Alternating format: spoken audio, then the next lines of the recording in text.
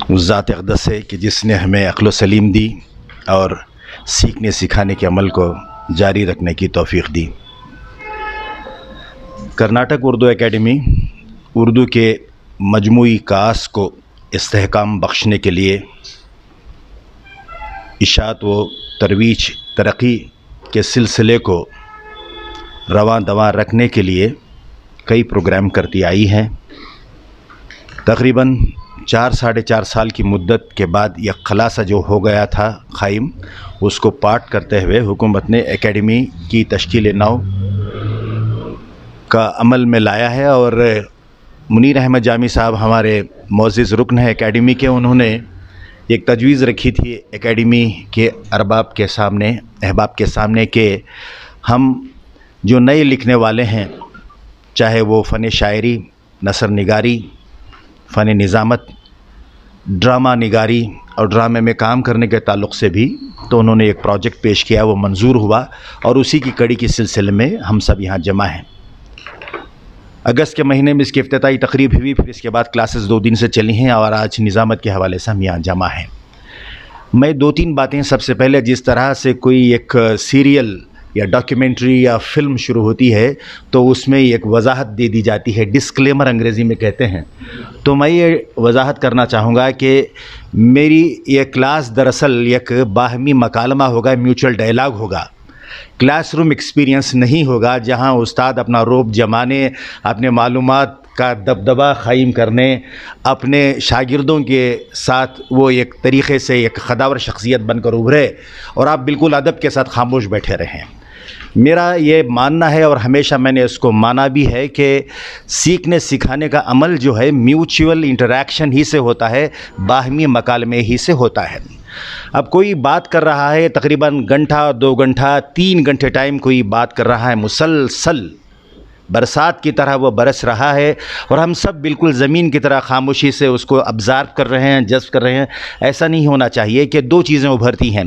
सारी क्लास में खामोशी रही है तो एक बात यह है कि सारी बातें समझ में आ गई, या ये भी है कि कुछ भी समझ में नहीं आया। और मैं ख़ुद भी क्लासरूम ही से आया हुआ हूँ, बचपन से लेकर यूनिवर्सिटी की तालीम तक चालाक असातिज़ा में शुमार होता रहा मैं, मुबालगा नहीं, चालाक इल्म फ़याज़ी में और दूसरा उस्ताद को धोखा देने में भी। वो इस तरह की नींद का अगर गलबा है तो खुली आंख रख कर सोने वाले भी बड़े चालाक होते हैं। हम सो रहे हैं मगर आंख खुली हैं और ये दिखा रहे हैं कि उस्ताद को हम समझ रहे हैं, मगर मैं यकीन करता हूँ कि आप ऐसा मेरे साथ नहीं करेंगे। तो मैं ये समझूंगा कि नबी करीम सल्लल्लाहु अलैहि वसल्लम के साथ जितने भी बच्चे उस वक्त उनकी क्लास में आया करते थे, उस ज़माने में स्कूल का कोई कॉन्सेप्ट नहीं था, ना यूनिवर्सिटी का था, उन्हें ख़ुद हादी आज़म बनाकर अल्लाह ने भेजा और वही सबसे बड़े उस्ताद हैं। और हमारा सब ये मानना है कि वही हमारे रोल मॉडल हैं। माएँ ज़्यादातर अपने बच्चों को उनकी खिदमत में छोड़ जाती थीं और आज हम देखते हैं कि कई अहादीस हमें एक नाम से ज़्यादा मंसूब मिलते हैं, हज़रत अबू हुरैरा के नाम से। अरबी में बिल्ली को हुरैरा कहा गया, बिल्लियों का बाप कहा गया। मजाक उड़ाने में भी देखिए कैसा है कि हमेशा उनकी गोद में बिल्ली, सर पे बिल्ली और कंधे पे बिल्ली हुआ करती थी, तो नबी करीम ने उन्हें वो नाम दिया। और ज़ाहिर है कि बच्चे चाहे नबी करीम के ज़माने के रहे हों या उससे पहले या उसके बाद, बच्चों में चंचलपन, शौकीपन होता ही है।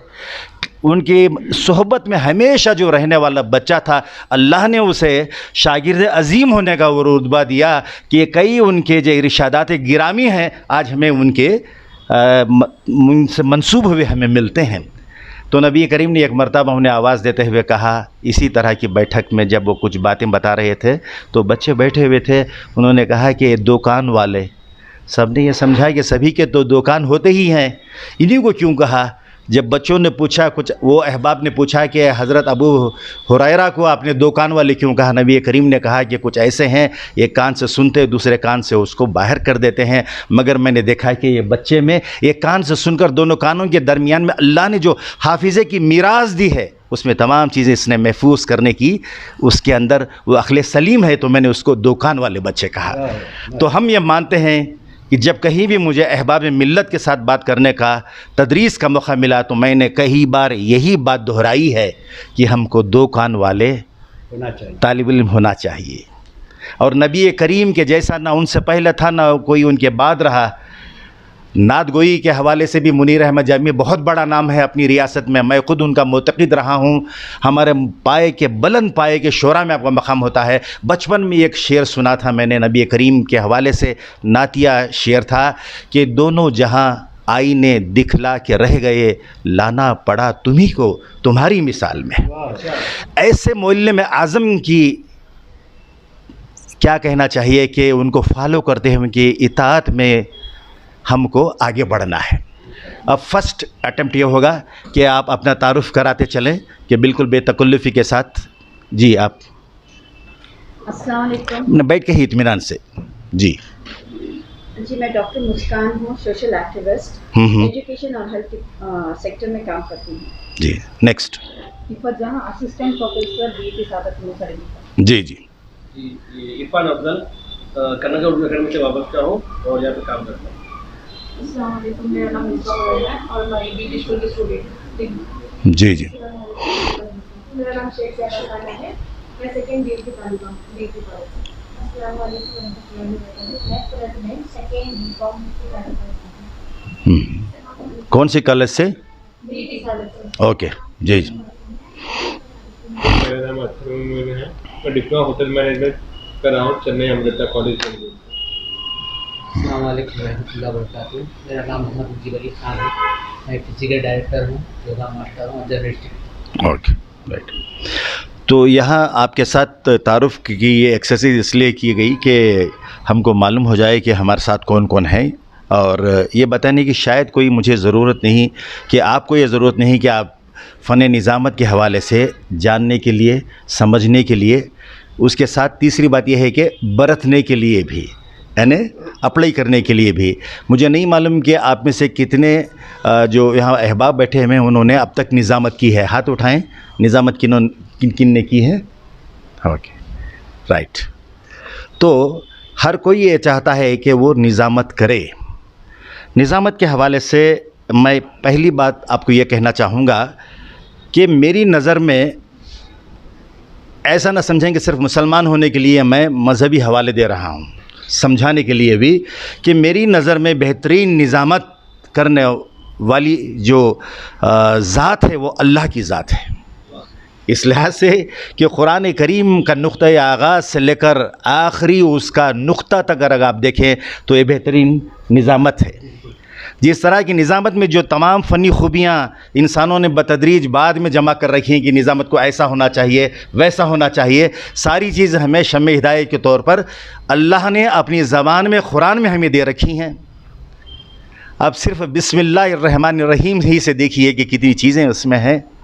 तो इसी तरह जो बलागत है, जो फसाहत है, जो मानी आफरीनी है, असर अंगेज़ी है, और दिलो रूह पर दस्तक देने की जो बात है, इख्तिसार जिसको कहते हैं, है ना, ब्रेविटी इज़ द आर्ट कहा जाता है कि इख्तिसार अल्लाह की ज़ात को वो बिल्कुल ज़ैब देता है, ज़ैबा देता है कि सारी बातें एक एक लफ्ज़ को समंदर के कुज़े में भर दिया गया। और उसमें वो जो नगमगी है, मैं समझता हूँ कि वैसी मौसीक़ी शायद ही कोई और रही होगी। तो बात वहाँ से हम शुरू करते हैं कुरान करीम से आगे बढ़कर कि अब निज़ामत को कहते हैं एंकरिंग, निज़ामत को कहते हैं होस्टिंग, निज़ामत को कहते हैं कंपेयरिंग, और निज़ामत करने वाले को नाज़िम कहते हैं। अगर मुशायरे की कर रहा है तो नाज़िम मुशायरा हो गया, जलसे की कर रहा है तो नाज़िम जलसा या नाज़िम इजलास हो गया। निज़ामत दरअसल नज़्म से मुराद है। नज़्म का मतलब जोड़ना, उसको मुत्तहिद रखना, यकजा करना। यहाँ मतलब ये है कि सुनने वाला और जो पेश करने वाला है, इनके दरमियान में एक रिश्ता कायम करना। एक रिश्ता कायम करना सिर्फ समाज से नहीं, आवाज़ से नहीं, बल्कि दिलों को भी जोड़ना है। जिस हद तक बिल्कुल कामयाबी के साथ निज़ामत का हुनर जानता होगा नाज़िम, उसी हद तक वो कामयाबी के साथ पूरे सामईन को आखिरी लम्हे तक, शुरू से लेकर इख्तिताम तक उनको अपने साथ जोड़े रखेगा। अब इसको एंकरिंग क्यों कहा जाता है? एंकरिंग पहले के ज़माने में और आज भी बंदरगाहों पर जहाँ बोट या यूं कहिए कि कश्ती या जहाज़ जिसको पानी में उसको मजबूती के साथ रखा जाता है और उसको बांध दिया जाता है, that is called as anchoring. यहाँ क्यों एंकरिंग इस्तेमाल हुआ, मतलब ये है कि स्टेज पर जो अहबाब आपके साथ बैठे हुए हैं, जो आपको मुखातिब करने वाले हैं, और आप जो यहाँ पर फैले हुए बैठे हुए जीनत बढ़ा रहे हैं, और आपके दरमियान वो एंकरिंग का काम करते हैं, यानी किसी तरह से भी बोर नहीं करेंगे वो अहबाब जो आपको खिताब करने वाले हैं और आप अहबाब जो सुनने वाले हैं, दोनों के दरमियान में जो मुश्तरका एंकरिंग है, जोड़े रखना है, उसके लिहाज से वो कहा गया। वेबस्टर डिक्शनरी या कॉलिन डिक्शनरी मशहूर डिक्शनरी है, वहाँ इसके माने यही दिए गए हैं एंकरिंग के। और कॉम्पेयर, वर्ड कॉम्पेयर भी इस्तेमाल होता है निज़ामत के लिए। कॉम्पेयरिंग के माने ये है कि वो हस्ती या वो शख्स जो माइक पे है या बग़ैर माइक पे स्टेज पे है, वो ऊपर जो शहनशीन पर बैठे हुए हैं, स्टेज पर बैठे हुए हैं, डैस पर बैठे हुए लोग हैं, उनका तारुफ़ बिल्कुल हुस्न खूबी के साथ, खुश उसलूबी के साथ, बिल्कुल शगफ्तगी के साथ, दिल पजीराई के साथ उसका तारुफ़ करवाए, और तारुफ़ करवाने के बाद वो लोगों को जो तारुफ़ कबूल कर चुके हैं उनके दरमियान में एक तसलसल को कायम रखे, इसको कॉम्पेयरिंग कहते हैं। कई बार होस्ट भी कहा जाता है निज़ामत करने वाले को, यानी होस्ट का मतलब मेज़बान। जिस तरह मेहमानों की मेज़बानी करता है कोई शख्स अपने घर आवे मेहमानों को, या कोई एक ऐसी महफ़िल में होस्ट यानी मेज़बान का जो रुतबा है, मेज़बान का जो खुश अखलाक़ी है, वही खुश अखलाक़ी नाज़िम इजलास में भी होनी चाहिए। उसको होस्टिंग भी कहते हैं, और उसको एमसी भी कहा जाता है। एमसी का मतलब मास्टर ऑफ सेरेमनी, यानी नाज़िम इजलास का मुतबादिल हुआ। ये रही इसकी तमाम चीज़ें। अब निज़ामत के हवाले से हमारे पास उर्दू में अब तक मेरी मालूमात के मुताबिक हिंद व पाक में 5-6 किताबें ही शाये हो चुकी हैं। पड़ोसी मुल्क पाकिस्तान की किताबें हमारे पास अवेलेबल नहीं हैं। इंटरनेट पे इक्का दुक्का कभी मिल जाती हैं, फिर इंटरनेट से गायब हो जाती हैं। हिंदुस्तान में अब तक सिर्फ 2-3 ही किताबें आई हैं। ये किताबें उस तरीके से मरबूत और मबसूत, कॉम्प्रहेंसिव, कंप्लीट, ओवरऑल पिक्चर देने वाली अभी तक साबित नहीं हुई हैं। यूनिवर्सिटी के लेवल पर अगर आप देखें तो एमए उर्दू की जो क्लासेस अलीगढ़ मुस्लिम यूनिवर्सिटी में, मौलाना आज़ाद नेशनल उर्दू यूनिवर्सिटी में, वहाँ सिलेबस में जहाँ एक पर्चा सहाफ़त का है, वहाँ एक हिस्सा, चंद चैप्टर्स उसके निज़ामत के हवाले से भी हैं। फिर इसके बाद कहीं दूर दूर तक हमें ऐसा नज़र नहीं आता। अलबत्ता स्कूल लेवल पे, हाई स्कूल पे, 11वीं 12वीं क्लासेस में, कॉलेजों में, यूनिवर्सिटीज़ में उस्ताद जो है अपने बच्चों को तैयार करते हैं कि आज का प्रोग्राम है, आज का ये प्रोग्राम आपको चलाना है। ये चलन आज भी देखा जाता है। जो बच्चे स्कूल से सीख जाते हैं वो आगे बढ़कर इसी तरह के काम कामयाबी के साथ करते हैं। बग़ैर सीखे शौक़ व जस्तजू के कुछ भी हासिल नहीं होता। जब मुझे जामी साहब ने तकरीबन 3-4 दिन पहले ये बताया कि निज़ामत की एक ऐसी क्लास होगी तरबियत के लिए, उसमें मुझे आना है, ज़ाहिर है कि मैं कोई रेफरेंस मटेरियल रेफ़र ना मैंने किया होगा, बल्कि मुझे मेरे जहन पर वो सवार रहा था कि मैं तकरीबन 2-2.5 घंटों में या 1.5 घंटों में किस तरह मैं इसको कामयाबी के साथ पेश करूं। मेरे अंदर एक ज़ौक़, एक जस्तजू पैदा हुई, और मैं उसी जुनून में मुब्तला रहा 3-4 दिन से, और उसी जुनून के साथ मैं आपके रूबरू हूँ। ये ऐसा काम है कि बेदिली के साथ चलो चलता है काम चलाएंगे, ऐसा हो नहीं सकेगा। अगर कोई माइक पे आया, आज सारी दुनिया में हर छोटे बड़े प्रोग्राम में, स्टेज में आप देखेंगे कि प्रोग्रामों की कामयाबी की ज़मानत वो शख्स जो प्रोग्राम को बांधता है, जोड़े रखता है, प्रोग्राम चलाता है, खुश उसलूबी से चलाता है, खुश गुफ्तार से चलाता है, और उसकी बॉडी लैंग्वेज से सारे लोगों को अपनी तरफ राग़िब करता है, तभी तो सारा प्रोग्राम कामयाब समझा जाता है। कई बार हमने ये देखा, महसूस भी किया आपकी तरह ऑडियंस में बैठकर कि बोलने वालों से ज़्यादा निज़ामत कर लेने वालों ने ज़्यादा वक्त ले लिया, मुतासिर करने के बदले बोर कर दिया। लोगों ने आमतौर पर यह शिकायत की कि भाई बोलने वाले कम बोल रहे थे मगर निज़ामत करने वाले ने इतना ज़्यादा वक्त ले लिया। तो हमें ये सोचना ज़रूरी है कि निज़ामत के मानी ये हैं कि बात कौन सी, कब, कैसे, कहाँ, कितनी और किस तरह अदा की जाए। बात कौन सी, कब, किस तरह, कितनी और कैसे और कहाँ अदा की जाए। जिस तरह जामी साहब ने बताया कि मुझे थोड़ा छोटा मोटा तजुर्बा है निज़ामत का। अगर मैं कोई एक अवामी इजलास में निज़ामत कर रहा हूँ, वहाँ सियासी गैर सियासी सरकारी कई ऐसे कारिंदे हैं, मैं वहाँ शेर सुनाकर गालिब इकबाल को सुनाकर करूँगा तो लोग समझेंगे ये गालिब कौन है भाई और इकबाल कौन है। उनको तो ये चाहिए कि वो जिस मकसद से आए हैं उस मकसद के तहत मैं क्या बोल रहा हूँ, किसको मैं उनके रूबरू पेश कर रहा हूँ, कैसे पेश कर रहा हूँ, किस हद तक पेश कर रहा हूँ। इस लिहाज से हमको निज़ामत के दौरान ये देखना है कि हमारी अपनी ज़बान पर, जिस ज़बान में हम बोल रहे हों, चाहे रियासत की कन्नड़ हो, अंग्रेज़ी, हिंदी, उर्दू, उस ज़बान पर हमको दस्तरस चाहिए। दस्तरस यानी कमांड, ये ऐसे ही हासिल नहीं होता। इसके लिए मश्क ज़रूरी है, मुताला ज़रूरी है, पढ़ना बहुत ज़रूरी है और निज़ामत करने वालों को दूसरों को देखना है। देखने के लिए आज यूट्यूब बहुत बड़ा ज़रिया बन गया है। आज आप वहाँ देखेंगे कि कन्नड़ा के कोई प्रोग्राम हो तो उसमें निज़ामत कैसी की जा रही है, इंग्लिश के हों तो निज़ामत कैसी की जा रही है, उर्दू के हों तो आप देखेंगे कि निज़ामत कैसी की जा रही है। जो मैं आपको बात कर रहा हूँ, मेरी आवाज़ का ज़ेरो बम, मेरे आवाज़ के नशोब फराज जो आपके रूबरू हैं, मैं अपनी निजी ज़िंदगी में ऐसा बात नहीं करता। अब मैं माइक पे बात कर रहा हूँ और मैं ऐसी आवाज़ से बात कर रहा हूँ कि दूर बैठे हुए लोगों को भी माइक या माइक के बग़ैर मेरी आवाज़ रीच हो जाए। तो ये हुनरमंदी पर पूरी तवज्जो देने की ज़रूरत है। ज़बान पर कमांड उसी वक्त हासिल होता है कि हम सीखें, मुताला करें। ज़्यादातर निज़ामत करने के ख्वाहिशमंद आरज़ुमंद अहबाब को चाहिए कि मुताले की आदत डालें। न सिर्फ किताबें पढ़ते रहें बल्कि अखबार भी नहीं, न्यूज़पेपर पढ़ने का शौक़ उसको जमा रखें। बहुत से लोग ऐसे हैं कि किसी की दी हुई स्क्रिप्ट रट कर या स्क्रिप्ट सामने रख कर देख कर निज़ामत करते हैं। अब मैं बुलाना चाहूँगा फ़लाँ को, फ़लाँ ने वहाँ जन्म लिया, फ़लाँ ने वहाँ तालीम हासिल की, फ़लाँ अलग इस ओहदे पर हैं और हमारे साथ यूँ हैं।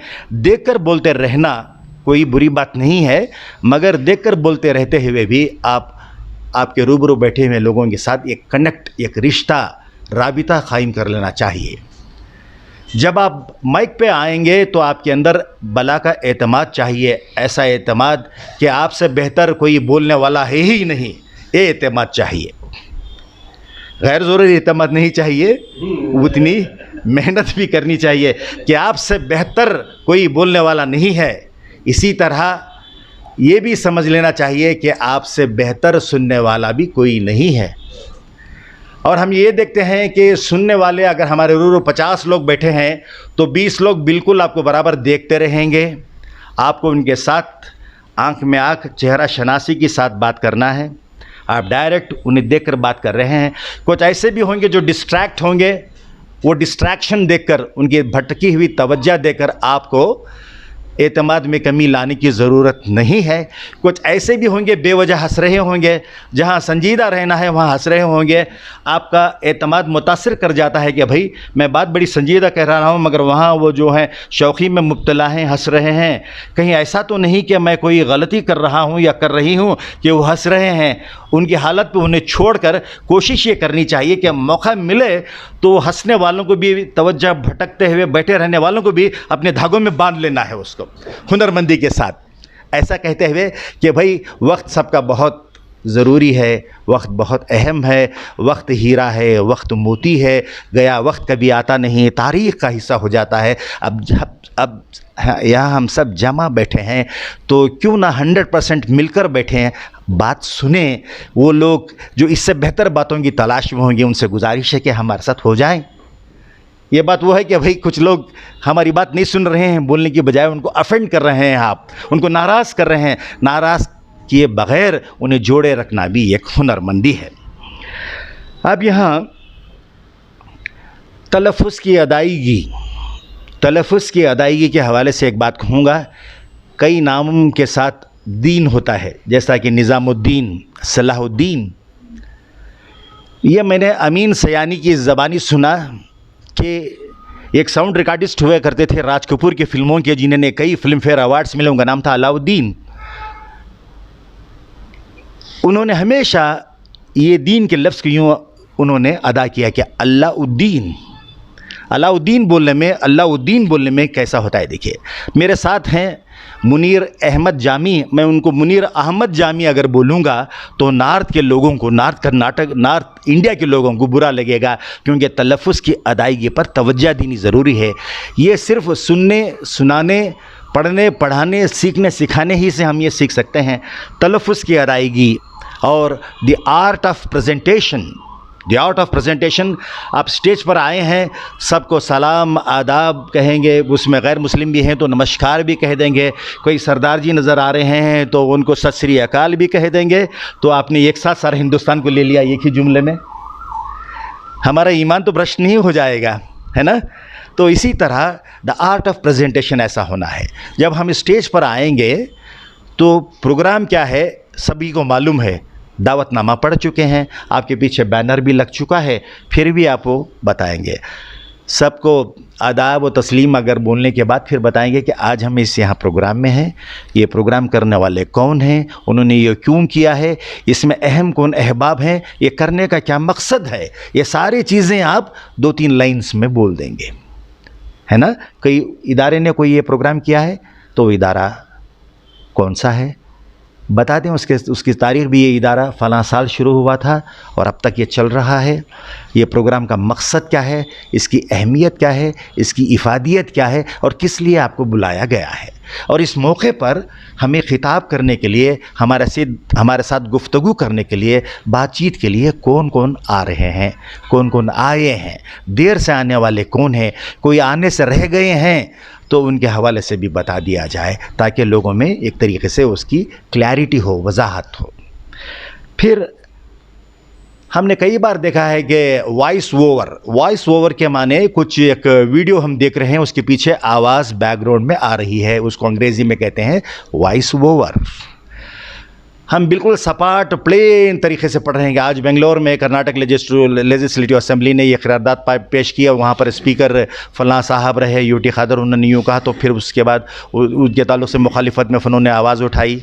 इस तरह का सपाट कहने के बजाय उसको आवाज़ के नशब व फराज के साथ, आवाज़ के ज़ेर बम के साथ हमको बातें पेश करनी होंगी। मिसाल के तौर पे आज बेंगलोर में कर्नाटक लेजिस्लेटिव असेंबली में वफ़े सवालात के दौरान असेंबली के स्पीकर यूटी खादर ने जब इजाज़त दी तो अपोजिशन लीडर ने ये कहा, फ़लाने ने ये सवाल किया, फ़लाने ने वो किया, बिल्कुल इस तरह से।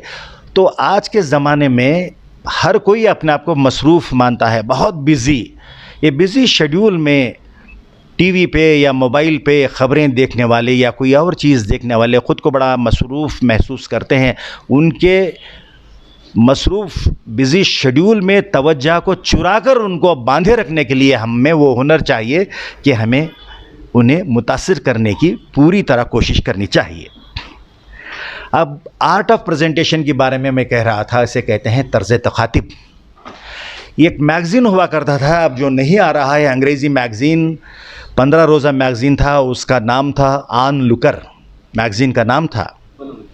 वो मैगज़ीन बॉम्बे से आता था, उसमें एक कवर स्टोरी आई थी अमीन सयानी की तस्वीर के साथ।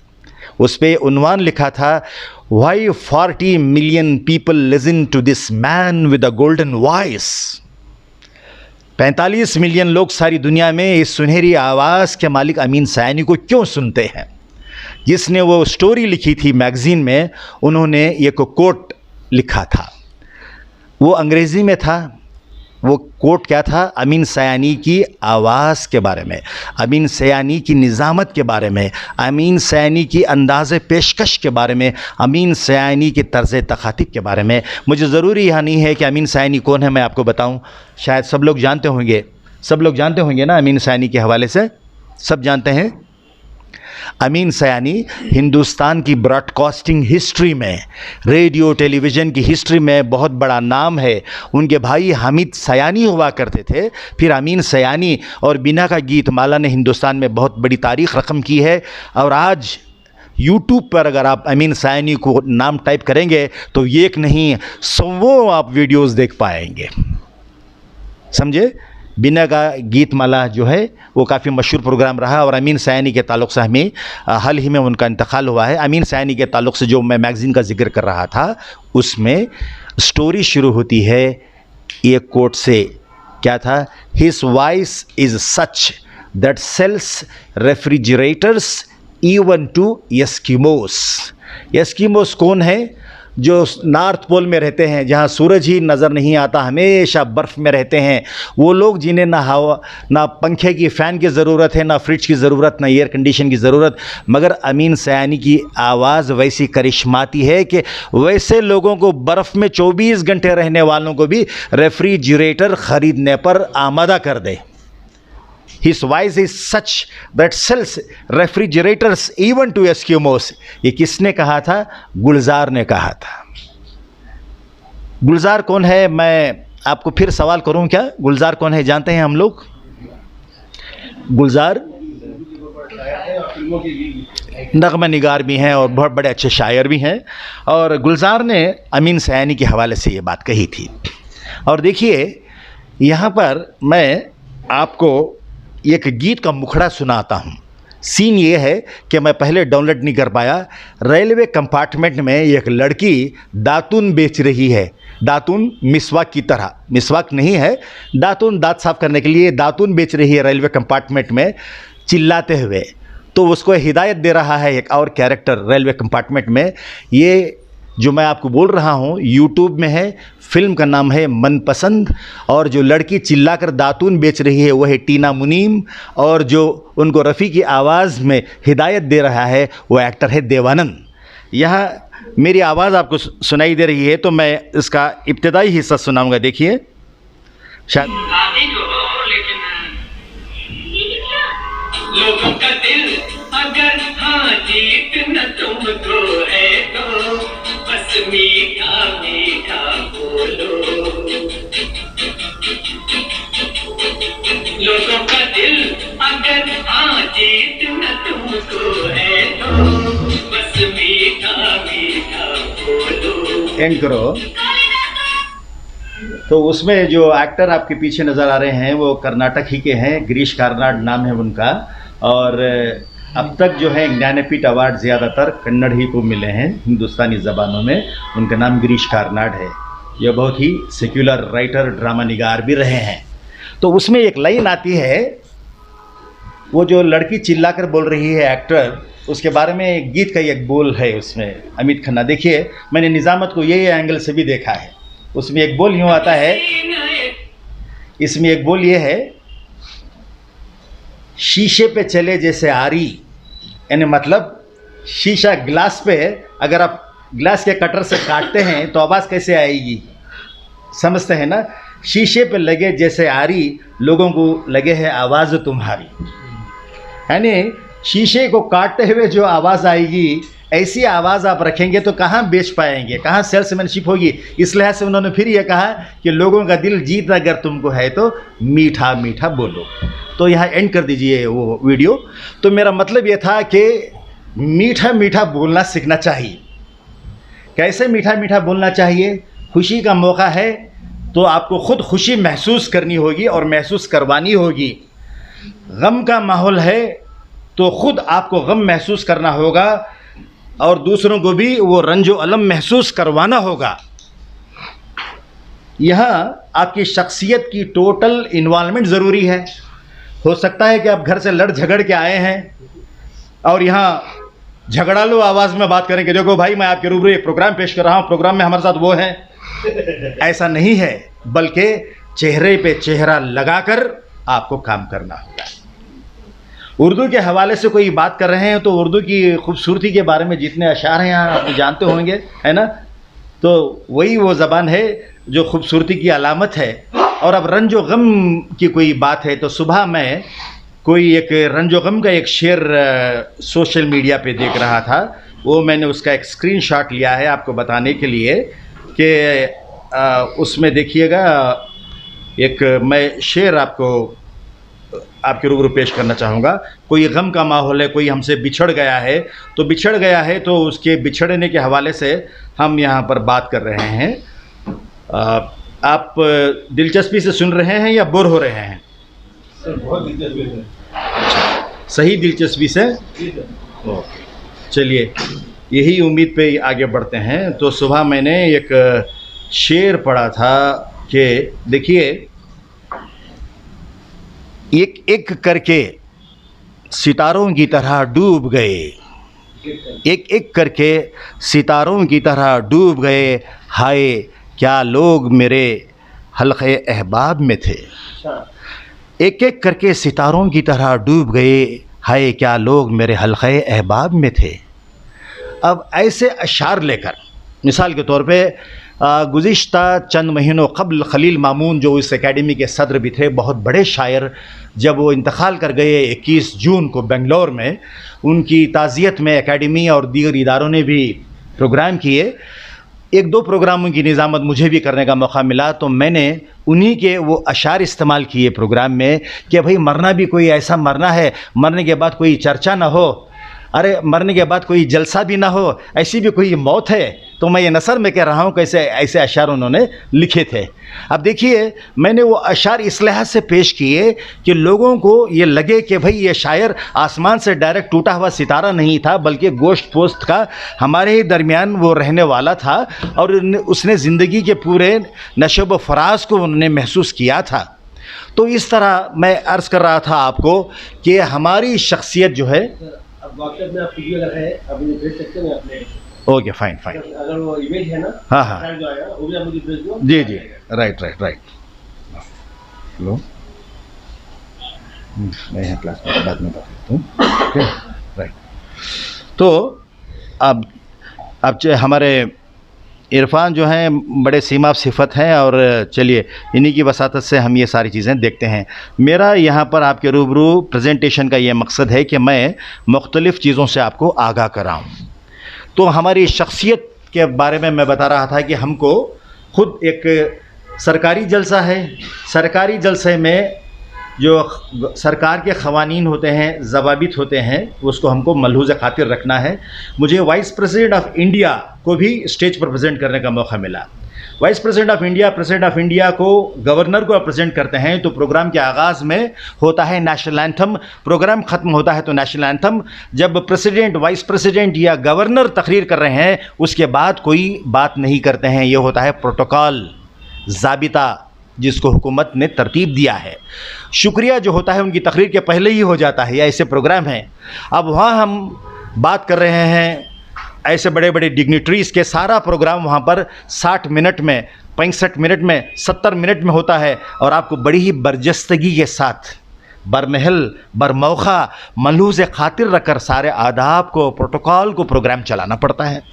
अब मिसाल के तौर पे जनगण मन हो रहा है, तो उसका ऐलान आपको करना है कि ऐसा नहीं है कि लोगों को ये कहना है कि सारे डिग्निटरीज आ गए, स्टेज पर बैठ गए हैं। अब ये आपको ऐलान करना होगा कि अब प्रोग्राम का आगाज़ होगा। हम प्रोग्राम के आगाज़ में हम जनगण मन, हमारा नेशनल एंथम, अब हम ये गाएंगे। तमाम से गुजारिश है कि एहतराम में ठहर जाएं, है ना। ख़ुद हमको भी एहतराम में ठहरना है, ऐसा नहीं कि बोलकर इधर उधर देखते रहना है। और प्रोग्राम इख्तिताम होता है तभी वो ऐलान आप करेंगे। मैंने देखा है कि एक उर्दू एकेडमी ही का प्रोग्राम था चंद साल पहले, वहाँ पर एक खातून निज़ामत कर रही थी। हमारे वज़ीर आला थे उस वक्त धर्म सिंह, और खातून वो लेट आए तो खातून ने यूँ कहा कि बड़ी देर कर दी मेहरबान आते आते। ये ज़ाहिर है कि अप्लाई नहीं होता है चीफ़ मिनिस्टर को। आपने चीफ़ मिनिस्टर को ऐसे ईजी ले लिया चुटकी में, है ना।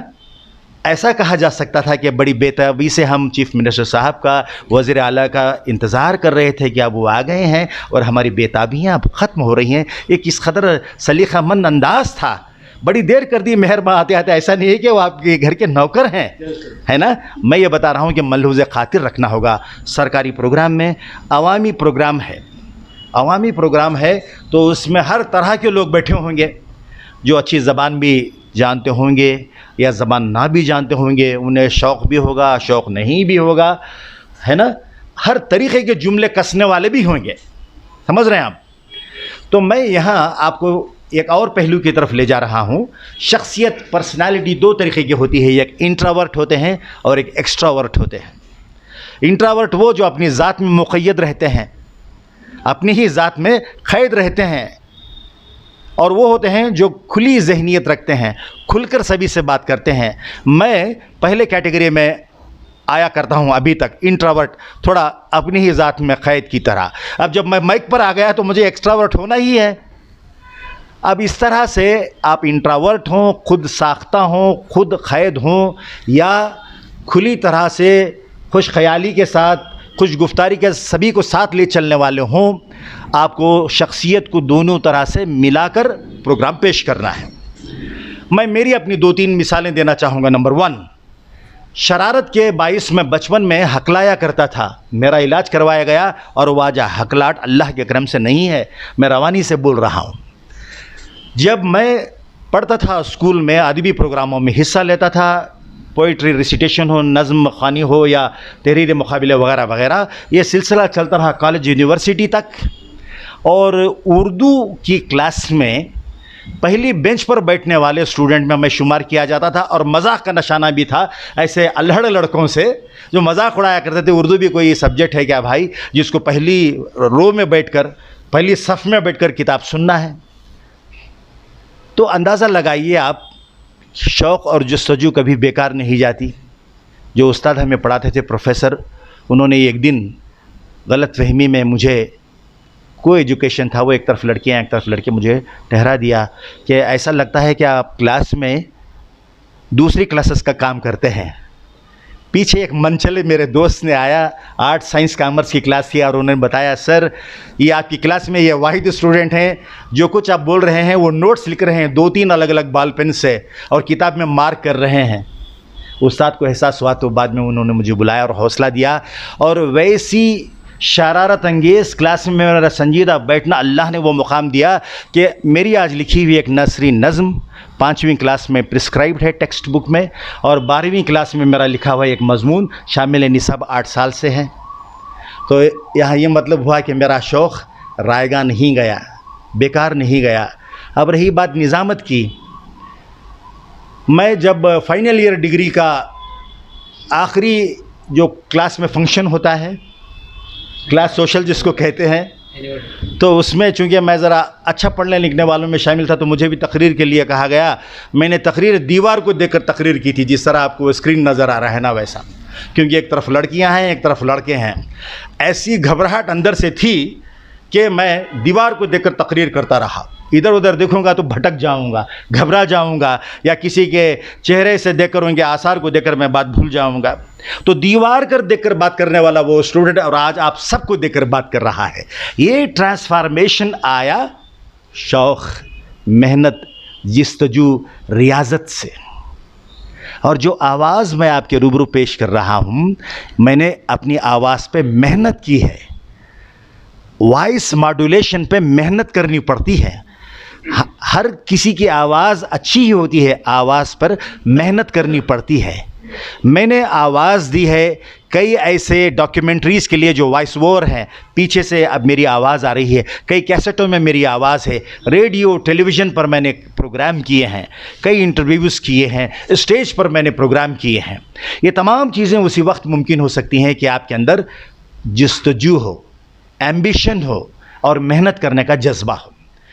ये एक दूसरी बात मैं आपको बताऊंगा कि हमको अपने खौल से बाहर आकर, अपने सर्कल से बाहर आकर निज़ामत में काम करना है। मैं यहाँ देख रहा हूँ आप में से बहुत से ऐसे ख़वातीन और लड़कियाँ बैठी हुई हैं जो चेहरे पे अपने नकाब लगा रखे हैं। निज़ामत में ये अगर आप करते हैं तो निज़ामत में ये सूटेबल नहीं होगा, क्योंकि लोग आपको देखें और आप उनको देखें। ये डायरेक्ट कनेक्ट डेवलप्ड होता है, तभी तो आप अपनी बात मवस्सर अंदाज से पेश करेंगे ना। अब एक ऐसा प्रोग्राम है जो पूरा दीनी नौइयत का प्रोग्राम है, बड़े बड़े अकाबिर उलमा हैं, आप उनको ऐसे ही नहीं बुला लेंगे कि आप आएंगे मौलाना फ़लाने मौजू पे आपसे बात करेंगे। इसके लिहाज से हमको वो चीज़ें सीख लेनी है, जैसे कि हमारे साथ तशरीफ़ फरमा है तक़द्दुस मवाब या इज़्ज़त मवाब मौलाना, वो मुफ्ती भी हैं तो उनका नाम दामत बरकातुहुम है ना, उनसे हमें बरकतें नसीब हों। तो इस तरह से बोलकर आप वो हमें खिताब फरमाएंगे ऐसे मौजू पर। ये तमाम चीज़ें आप कब कर पाएंगे? जब आप दूसरों को भी बोलते हुए तवज्जो से सुनेंगे, पढ़ेंगे। वीडियोस हैं आज यूट्यूब में, बेशुमार वीडियोस हैं, आप देखिए। हमारे पास एक सिंगर हुआ करते थे, उनका नाम है मोहम्मद अज़ीज़। मैं ये समझता हूँ सब लोग वाकिफ़ होंगे उस नाम से। जिस तरह के मोहम्मद रफ़ी की आवाज़ में गाने वाले कई लोगों में एक मोहम्मद अज़ीज़ भी सिंगर रहे हैं। उन्हें अपने शहर वाले, कलकत्ता वाले और फिल्म इंडस्ट्री में लोग उन्हें मुन्ना कहा करते थे। जब उनका एक प्रोग्राम हुआ कोई फॉरेन कंट्री में, तो वहाँ कलकत्ते के भी लोग थे। मैं जो बोल रहा हूँ यूट्यूब में है, आप देखिए कि वहाँ अमीन सयानी वो सिंगर को लोगों के रूबरू पेश कर रहे हैं। वो पेश कर रहे हैं तो पहली बात ये कहा कि मोहम्मद रफ़ी की आवाज़ सबसे मुख्तलिफ थी। उस आवाज़ को अडाप्ट करने वालों ने, उस आवाज़ को अपने वाले कई सिंगर रहे हैं, उनमें एक कामयाब सिंगर ये है जो फ़लाने शहर से आया है, उसको लोग प्यार से वो कहते हैं, और वो आज रफ़ी साहब की यादों के चिराग रोशन करेंगे, वो हमारे दरमियान है। और फिर इसके बाद उन्होंने वो सिंगर को पेश किया। तो यहाँ उन्होंने 2-3 जुमलों ही में वो शख्स की सारी शख्सियत को पेश कर दिया। यह है कि अमीन सयानी प्रेजेंट्स मोहम्मद अज़ीज़, ये प्रोग्राम है, उसमें अगर आप देखेंगे तो आपको मालूम होगा। और दूसरी मैं आपको बात ये बताने वाला हूँ कि यहाँ पर हाँ पूछूंगा ये तुमसे। हाँ करेक्ट। मोहम्मद अजीज जिन्हें उनको करीब से ये सिर्फ आवाज़ है, चलने दीजिए, ये वीडियो भी है, टाइम लगेगा ढूंढने के लिए। आवाज़ है। अब कुछ आपके नाम करने वाले हैं, स्वागत कीजिए।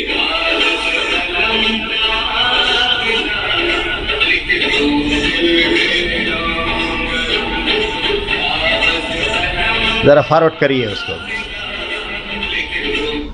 ये वीडियो है दरअसल एक्चुअली। और इनके साथ मैं कई शोज में गया भी हूँ, हिंदुस्तान में भी और बाहर में भी। बड़े ही अच्छे, बड़े प्यारे इंसान हैं, और गायक तो है बड़े सुरीले हैं। लेकिन एक बात मेरी समझ में नहीं आती, और ये बात मैं इनसे भी पूछने वाला हूँ, क्योंकि ये साहब मोहम्मद अजीज साहब मेरे पास बैठे हुए हैं। बात ये बन रही है कि इन्हें पकड़ना बहुत ही मुश्किल हो रहा था काफी दिनों से, और मैं परेशान हो रहा था। लेकिन आखिर चूंकि पुरानी दोस्ती है, पकड़ में आ ही गए और हमारे स्टूडियो में आ गए। मैं इनसे ये पूछूंगा कि भाई इतने सारे गाने गाने के बाद मोहम्मद अजीज साहब आप कहाँ गायब हो गए थे, और एंड कर दीजिए। क्यों आपको पढ़ना है? ये दरअसल एक्चुअली स्टूडियो का इंटरव्यू है। मैं जो बात कर रहा था वो कुछ लाइव प्रोग्राम है, वो आप बाद में अपनी अगर आपको दिलचस्पी है तो देख सकते हैं। तो यहाँ प्रोग्रामों की बात हो रही थी। प्रोग्राम की अलग अलग किस्में हैं। हर प्रोग्राम की जो नौइयत है, जो सिन्फ है, जो किस्म है, जो वैरायटी है, उस एतबार से निज़ामत भी बदल जाती है। चाहे वो अवामी जलसा हो, अदबी जलसा हो, नीम अदबी जलसा हो, सियासी जलसा हो, सरकारी जलसा हो, या ताज़ियती प्रोग्राम हो, तहनीती प्रोग्राम हो, किसी को अवार्ड देने का प्रोग्राम हो, किसी के कारनामे को लोगों के रूबरू उजागर करने का प्रोग्राम हो, है ना, किसी एक तालीमी इदारे की एक तारीख़ साज कारनामे को अगर उसकी silver jubilee, golden jubilee, platinum jubilee हो रही है तो उसको पेश करने का प्रोग्राम हो। हर एक का मिजाज अलग अलग होता है। इस लिहाज से आपको अपनी आवाज़ पे मेहनत करनी ज़रूरी है। आप मुझे पूछेंगे कि आवाज़ पे मेहनत कैसी होगी? पसीना बहाकर नहीं, बल्कि रियाजत करके, प्रैक्टिस करके, रियाज करके। पहले मैं टेप रिकॉर्डर में, तालिब इल्मी के ज़माने में, मैं अपनी ही आवाज़ दूसरों की आवाज़ की नकल करते हुए रिकॉर्ड करके देखता था कि मैं सुनूं तो मेरी आवाज़ मुझे कैसे लगेगी। मिसाल के तौर पे अमीन सयानी की आवाज़, उस ज़माने में एक मशहूर अनाउंसर हुआ करते थे, उनका नाम था एहसन रज़वी, और वजाहत मिर्ज़ा, और सबसे बड़े कमाल अमरोही, जिन्होंने मुग़ल आज़म फ़िल्म जब शुरू होती है उसमें मैं हिंदुस्तान हूँ, ऐसी आवाज़ें। तो मैं वैसी आवाज़ बोलकर देखता था कि मेरी आवाज़ मुझे कैसे लगेगी। और एक मरतबा ये था कि कॉलेज में पढ़ते हुए हम लोग एक हिल स्टेशन गए हुए थे। वहाँ मैंने चिड़ियों की चहचहाट में शाम के वक्त कुछ उर्दू के अशार मैंने मेरी आवाज़ में रिकॉर्ड किए थे। अब हम ज़ाहिर है कि स्टूडेंट ज़माने में कारवार होती तो नहीं है कि बस के इंतज़ार में थे, बस स्टॉप में हिल स्टेशन में बैठे हैं, तो अब मेरे किसी एक दोस्त ने वो कैसेट चला दी। कैसेट को सुनने आसपास के लोग आकर जमा हो गए जो ज़बान जानते थे, ज़ाहिर कि उर्दू जानने वाले। अब सब लोगों ने ये पूछा कि ये कौन सी कैसेट है। उसमें मैंने ज़रा अलग ही आवाज़ में चिड़ियों की चहचहाट के दरमियान में कुछ अशार मैंने, जिस तरह के उस ज़माने में जो याद अशार होते थे कि खुदी को कर बुलंद इतना कि हर तकदीर से पहले खुदा बंदे से खुद पूछे बता तेरी रज़ा क्या है, इस तरह से कुछ लोग आ गए तो सारे दोस्तों को पूछने लगे ये कौन सी कैसेट है। सभी ने बताया कि भाई ये हमारे दोस्त की आवाज़ है। अब सब लोग जब हमारे करीब आते रहे तो हमको बिल्कुल एक अजीब सी एक हिचकिचाहट महसूस होती रही, है ना, एक तरीक़े से झिझक महसूस होती रही। तो वो झिझक बाद में रफ्ता रफ्ता चली गई। हमको अपनी आवाज़ पे मेहनत करनी पड़ती है। और मैं आपको बताऊं कि निज़ामत दो तरीक़े की होती है, एक शौकिया जिसको कहते हैं अंग्रेज़ी में एमेच्योर, AMATEUR शौकिया, दूसरा होती है पेशावाराना। पेशावाराना के मतलब प्रोफेशनल। प्रोफेशन का ये मतलब है कि आप निज़ामत के ज़रिए कमाना चाहते हैं, है ना, रोज़गार से जुड़ना चाहते हैं।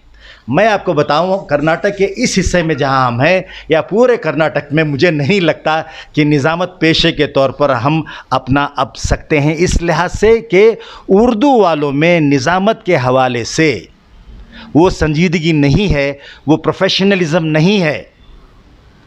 अब तक मैंने जितने भी निज़ामत के प्रोग्राम किए हुए हैं 99% पूरे प्रोग्राम मुफ्त किए हैं। 1% आपको एजाज़िया दिया गया, जबकि दूसरी ज़बानों में निज़ामत करने वाले को प्रोफेशनलिज़म ऐसा है कि बुक करना पड़ता है, वो बिज़ी रहते हैं।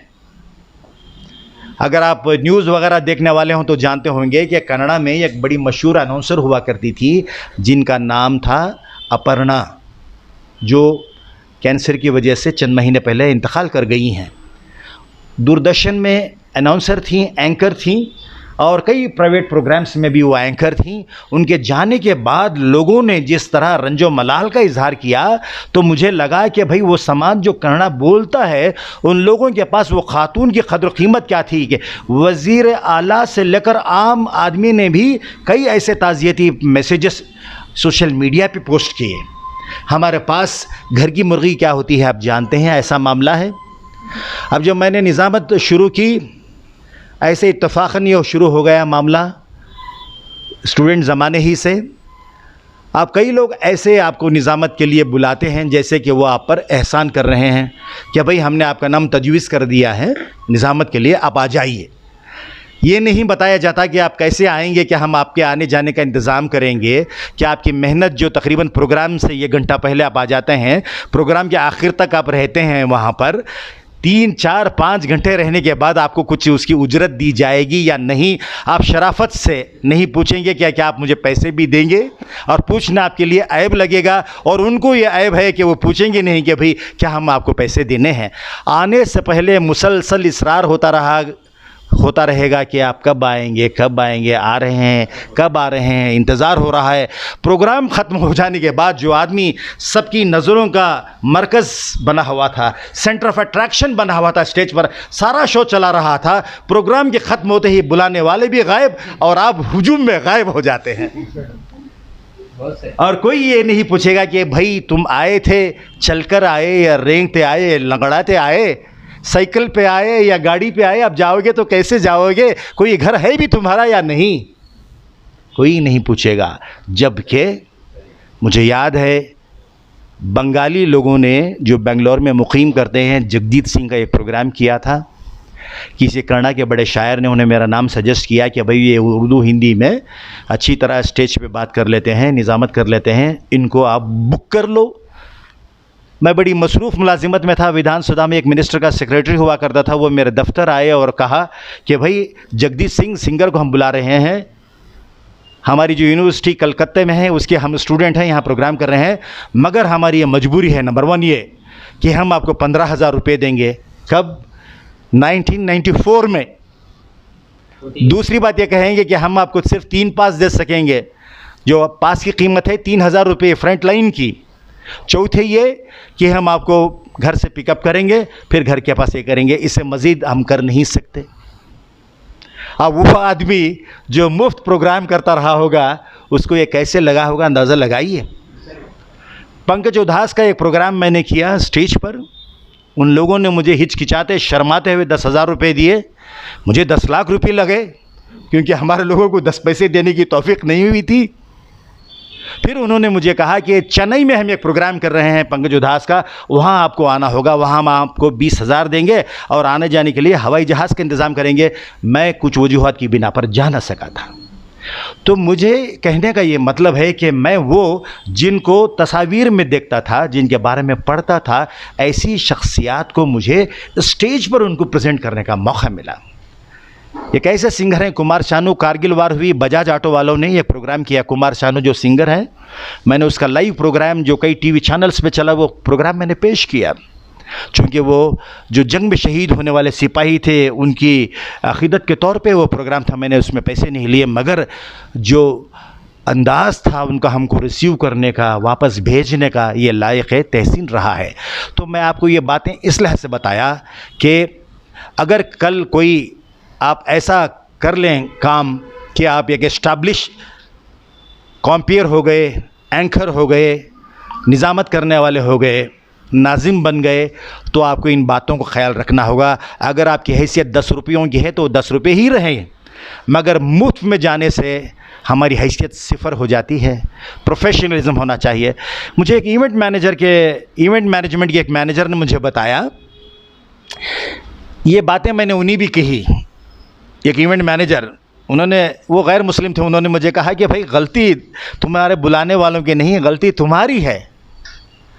तुम अगर ये कहते कि भाई मैं आपके प्रोग्राम को आऊँगा तो मेरे अकाउंट में मेरी फ़ीस इतनी होगी, ट्रांसफ़र कर दो, ट्रांसफ़र करने की रसीद मुझे मोबाइल पे भिजवा दो, तब मैं आपके लिए प्रोग्राम को आऊँगा, तब कद्र कीमत होती। और आप तो ऐसे हैं जिस तरह की हवा फ्री मिल रही है, हवा ले रहे हैं, पानी फ्री मिल रहा है, पानी ले रहे हैं। तो आप इस तरह हैं कि वो और सप्लाई हैं। आपने स्केरसिटी, किल्लत नहीं दिखाई है, बहुतात है, ओवर सप्लाई है, तो डिमांड कम है और कीमत भी कम है, कदर भी कम है। तो प्रोफेशनलिज्म होना चाहिए।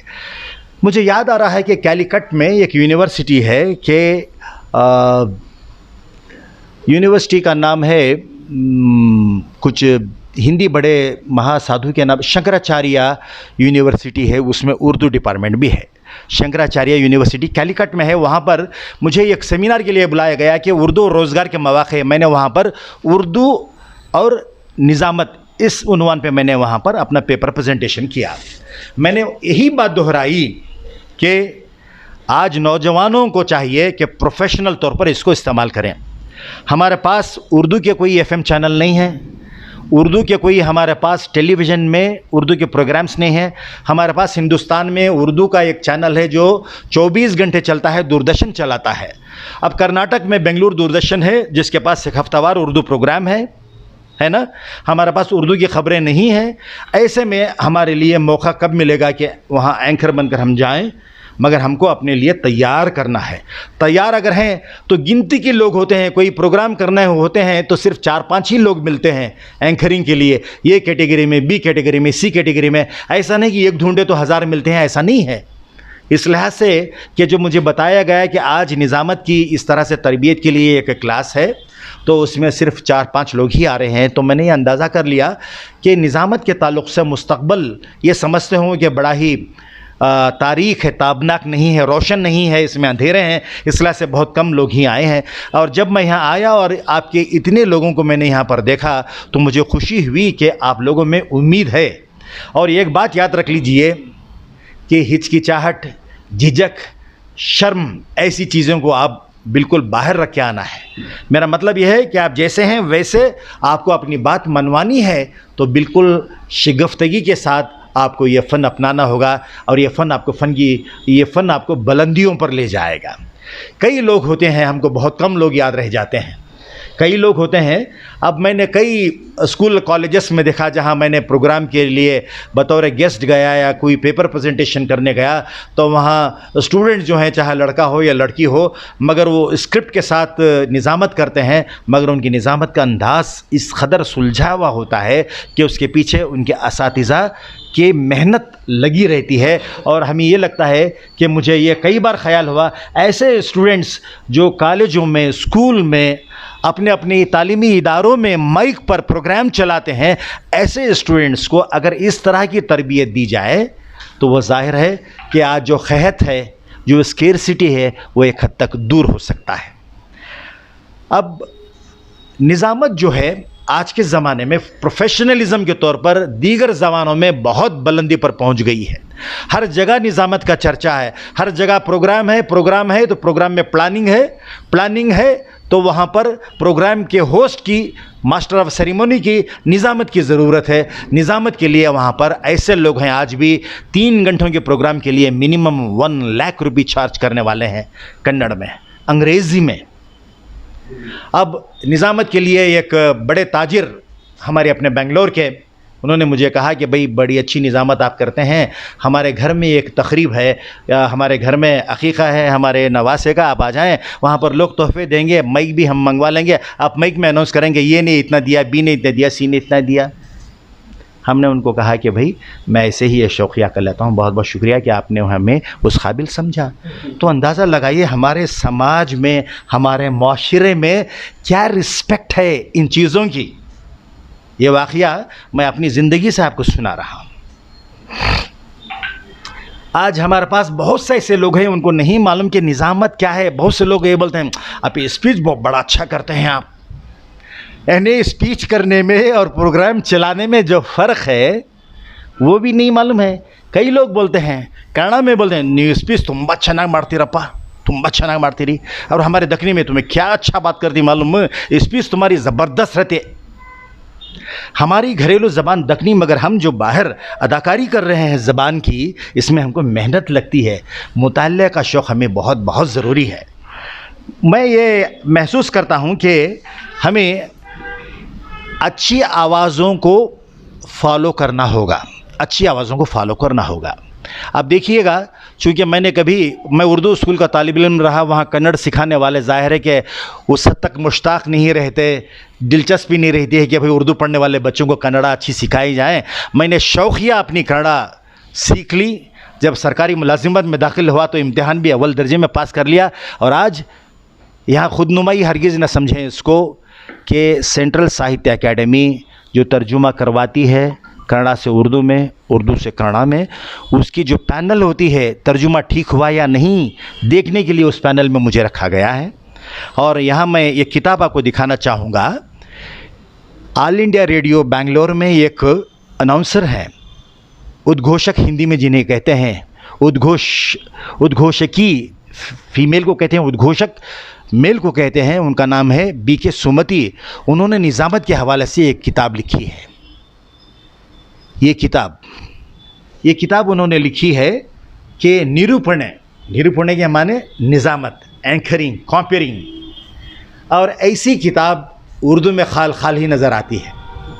कई लोगों ने रेडियो में, टेलीविज़न में काम करने वाले अफसरों ने मुझे कहा कि भाई नौजवान नस्ल के लिए आप निज़ामत के पहलुओं पर अपने मुतालिए की रोशनी में, तजुर्बे की रोशनी में, मुशाहिदे की रोशनी में ये किताब लिखें कि निज़ामत क्या है। तो ये किताब का टाइटल है, अगर कन्नड़ पढ़ने वाले जानते होंगे, किताब का टाइटल लिखा हुआ है निरूपणे मातल्ला। ये सिर्फ बातें नहीं है, निज़ामत बाजू कामा डाल के लिखा गया है गीते। क्या हुआ मतलब, किताब का उन्वान है निरूपणे मातवल्ला गीते, यानी निज़ामत सिर्फ बातें ही नहीं बल्कि वो नगमगी है, मौसीकी है। किताब में तकरीबन 18 छोटे छोटे चैप्टर्स दिए गए हैं।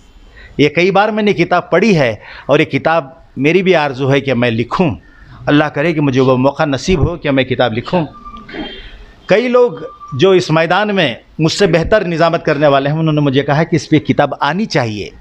किताब में एक बहुत बड़े कन्नड़ के राइटर प्रोफेसर वेंकट सुब्बैया, जो 106 साल की उम्र में उनका देहांत हुआ, उन्होंने किताब का पेश लफ्ज़ लिखा। उसमें उन्होंने लिखा है कि बातें करना सिर्फ बातें करने के लिए नहीं चाहिए, इसमें मतानत हो, खुश अखलाक़ी हो, और उसमें खुश गुफ्तारी हो, सलीक़ा मंदी उसमें हो, शगफ्तगी हो, ऐसी बात हो कि जो दिलों को मसहूर कर दे।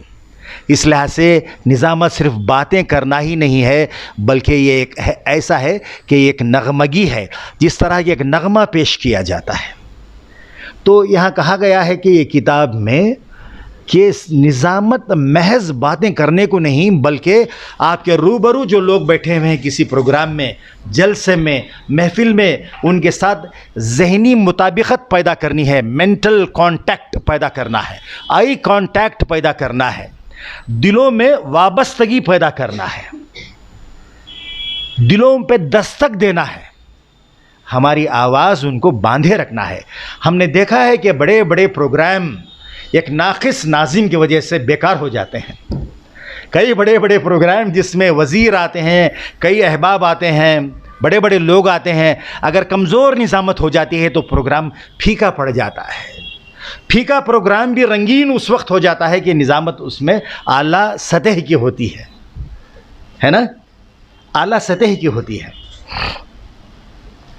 मुझे एक वाक़या याद आ रहा है कि रेडियो में जो एडवर्टाइजमेंट आता है, पहले रेडियो सिर्फ एक ही थी। आप जानते होंगे रेडियो के ताल्लुक़ से, पता नहीं आप कितने लोग मानूस हैं, आज मोबाइल में हमारे पास रेडियो है ना, FM रेडियो है, और गवर्नमेंट का रेडियो जो ऑल इंडिया रेडियो है, दूरदर्शन है, हम एक ऐप है न्यूज़ ऑन एयर, वो डाउनलोड करके हम विविध भारती और कई रेडियो चैनल्स, कर्नाटका के पूरे, हिंदुस्तान के पूरे, कश्मीर से कन्याकुमारी तक के चैनल्स में न्यूज़ और प्रोग्राम भी सुन सकते हैं। और मैं बचपन ही से रेडियो का शैदा रहा हूँ और आज भी हूँ। घरों में टेप रिकॉर्ड नहीं होता, मेरे पास 3 अलग अलग ब्रांड के टेप रिकॉर्ड्स हैं, क्योंकि मुझे आवाज़ों से वाबस्तगी है। कैसेट आज मिलते नहीं हैं। जब एक टेप रिकॉर्डर ख़राब हो गया तो मरम्मत के लिए गए तो उन्होंने 2000 बताया। ये मैकेनिक ने बताया साहब इस अमाउंट में आपको नया मिल जाएगा। जब हम लेने गए सोनी शोरूम में तो लोग आपस में हंस रहे हैं कि बेवकूफ़ आया है लेने के लिए, आज कैसेट का इस्तेमाल नहीं है, एक कैसेट का टेप रिकॉर्डर लेने आया है जिसमें रेडियो भी है। मुझे आकर एक ने ऐसा मशवरा दिया, साहब अब ये चलने वाला नहीं है, इसमें पुराने कैसेट डालने का है, ये इक्का दुक्का ही हमारे पास है। हमने कहा हाँ हमें यही चाहिए। फिर वो कैश पे बैठा हुआ भी मुस्कुरा रहा है कि बेवकूफ़ आदमी आया है और ये ख़रीद रहा है, उसकी कीमत हमें मालूम है। CD प्लेयर चलता नहीं है आजकल कंप्यूटर में CD प्लेयर का कॉन्सेप्ट निकल गया है और आवाज़ क्या आ गया, पेन ड्राइव आ गया है ना। तो मेरा बोलने का मतलब ये है कि जो शख्स को निज़ामत अपनाने का शौक़ हो या प्रोफेशन अपनाने का शौक़ हो, उसके अंदर एक जुनून चाहिए। यहाँ बताया गया कि निज़ामत का आगाज़ कैसे हुआ। ये किताब लिखी गैर मुस्लिम ने है, इसने कुछ हिंदू मज़हब की 2-3 इसमें मिसालें दी हैं। मैंने पहले कहा कि बेहतरीन निज़ामत कुरान करीम है और बेहतरीन नाज़िम रब करीम है। तो यहाँ उन्होंने लिखा कि गणेश जो भगवान होता है वो बहुत अच्छा नाज़िम है। उन्होंने ये कहा कि व्यासा मुनि है, उसने तमाम चीज़ें लिखवाई है ना, रामायण लिखवाया, तो गणेश ने लिखा, वो बेहतरीन नाज़िम है। भगवत गीता जो याद कर लिया, भगवान कृष्ण ने याद कर लिया। रामा का जिक्र है, लव कुश का जिक्र है, क्योंकि हम हिंदुस्तान में जीते हैं, वो बातें इस किताब में हैं, वो मैं आपको बता रहा था। अंग्रेज़ी में भी अगर आप टाइप करें गूगल में एंकरिंग, कॉम्पेयरिंग या मास्टर ऑफ सेरेमनी, अलग अलग पैराग्राफ आपको मिल जाएंगे। 2-3 किताबें पूरी दुनिया में उसने धमाका मचाया है कॉम्पेयरिंग के बारे में, चूँकि मगरबी ममालिक में इसकी बड़ी क़द्र मंजिलत है। आप जानते होंगे कि जब रेडियो वजूद में आया हिंदुस्तान में, ऑल इंडिया रेडियो, और इंग्लैंड का जो रेडियो था BBC, अमेरिका का रेडियो वॉइस ऑफ अमेरिका है ना, इसी तरह डिस्ट्यूट रेडियो रहा जर्मनी का। इन तमाम रेडियो स्टेशनों में, चाहे अमेरिका का या जर्मनी का या इंग्लैंड का रेडियो रहा, वहाँ उर्दू प्रोग्राम भी हुआ करता था, है ना। BBC उर्दू प्रोग्राम जो था, BBC की उर्दू जो नशरियात थी वो वर्ल्ड फेमस रही हैं। BBC की उर्दू सर्विस। अब रेडियो से भी निज़ामत की बहुत सी चीज़ें सीखने की होती हैं। आप लोग जानते होंगे कि FM रेडियो में जो लोग बात करते रहते हैं, कोई मुझे बताए कि FM रेडियो में कैसे मिजाज की बातें होती हैं, चाहे कन्नड़ में हो या हिंदी में या अंग्रेज़ी में, कुछ मुझे बताएं। किसी ने अगर FM रेडियो सुना है तो आजकल ज़्यादातर टैक्सी ड्राइवर्स है ना, लोग जो रेडियो सुनने वाले हैं, FM रेडियो के कई चैनल्स बेंगलोर में और शहरों में भी हैं, और ऑल इंडिया रेडियो के भी FM चैनल्स हैं। FM का माना होता है फ्रीक्वेंसी मोड, है फ्रीक्वेंसी मोड। तो उसमें उजलत में बात करते हैं, उनके बात करने का अंदाज उजलत में रहता है, क्योंकि बड़ी लंबी बातें छोटे छोटे जुमलों में बात करने का है ना। मैं मिसाल के तौर पर आपको बताऊं कि रेडियो मिर्ची है या रेडियो सिटी है, वो कहते हैं कि अब जो गीत हम सुनने वाले हैं यह है फिल्म वीर ज़रा का, और गीत लिखा जावेद अख्तर ने, और ऐसे गीत बड़े मशहूर रहे हैं और कई अवार्ड इसको मिले हैं, और गीत फिल्माया गया है XYZ पे, और हम पेश कर रहे हैं ये गीत, और हमें उम्मीद है कि आप सुन पाएंगे। ये मैं ज़रा बड़ा ही आहिस्तगी से बता रहा हूँ, इतना फास्ट। इसको कहते हैं रैप मोड। और आप वही सरकारी रेडियो सुनेंगे, विविध भारती सुनते हो, हम सभी को मालूम है विविध भारती। कर्नाटक में विविध भारती आता था ऑल इंडिया रेडियो के लिंक पे, अब वो ख़त्म कर दिया गया हिंदी की दुश्मनी की वजह से, मगर कई लोग हैं आज ऐप में सुनते हैं। विविध भारती का प्रोग्राम मुसलसल आता है, कंटिन्यूसली आता है। वहाँ जो आप सुनेंगे वो जो अनाउंसमेंट है उसमें सलीक़ामंदी है, हुनरमंदी है, मुतासिर करने वाली बात है। मुझे नहीं मालूम कि आप में से कितनों ने विविध भारती सुनी है अब तक। आज भी आती है सर 3 to 4। एग्जैक्टली 3 to 4 आता है। उसमें औरतों का प्रोग्राम होता है 3 to 3:30, क्या सखी सहेली। मैं कर रहा हूँ संगीत का प्रोग्राम, 3 बजे तक मुसलसल चलता है, 12 बजे के बाद। और इसमें एक बहुत बड़ा नाम रहा है यूनुस खान का। यूनुस खान जो फेमस अनाउंसर हैं, उनकी वाइफ है ममता सिंह, और उन्होंने ये प्रोग्राम जो रेडियो सखी की बात कर रही थी, रेडियो क्या सखी सहेली, उनका नाम ही रेडियो सखी के नाम से। मैं ममता सिंह रेडियो सखी आपकी सेवा में हूँ, है ना। तो इस तरीके से निज़ामत करने वालों को रेडियो पर भी अनाउंसमेंट सुनने होंगे, समझने होंगे, उनके आवाज़ के उतार चढ़ाव, ज़ेरो बम, नशब व फराज को समझना होगा। टेलीविज़न चैनल्स पे भी आप देखते होंगे, वहाँ भी न्यूज़ पढ़ने वाले हैं, वो भी एक तरीके से न्यूज़ एंकर ही हैं, और कोई अनाउंस करते हैं। ये प्रोग्राम आता है, अब वो यूट्यूब में अवेलेबल है। राज्यसभा टीवी हुआ करता था, अब वो संसद टीवी हो गया। पहले राज्यसभा लोकसभा का अलग अलग टीवी होता था, अब संसद टीवी हो गया। राज्यसभा में गुफ्तगू एक प्रोग्राम आया करता था, गुफ्तगू इंटरव्यूज़ होते थे इसमें। उसमें 2 शख्सियात जो बड़ी मशहूर थीं, एक का नाम था इरफान, दूसरा नाम था शगफ्ता यास्मीन। ये नाम अगर आप देखेंगे तो आपको मालूम होगा कि वो इंटरव्यू करते हैं तो कैसे करते हैं। अब निज़ामत करने वाले को कुछ प्री रिक्विजिट्स यानी उसकी तैयारी। फर्स्ट पॉइंट, मान लीजिए उर्दू एकेडमी से किसी अदीब या शायर की किताब रिलीज़ हो रही है। मिसाल के तौर पर देख लीजिए, उर्दू एकेडमी से एक प्रोग्राम हो रहा है, ये किताब रिलीज़ हो रही है। किताब आपके रूबरू मैं दिखा रहा हूँ। इस किताब का नाम है मौजे सलसबील, और ये किताब के लिखने वाले यानी इसके तर्जुमा करने वाले हैं जो मेरे बाजू थे, ये प्रोग्राम के जो कोऑर्डिनेटर मुनीर अहमद जामी। ये किताब अब रिलीज़ होने वाली है और मैं इस प्रोग्राम का नाजिम हूँ। तो मुझे क्या करना होगा जब स्टेज पे आऊँगा?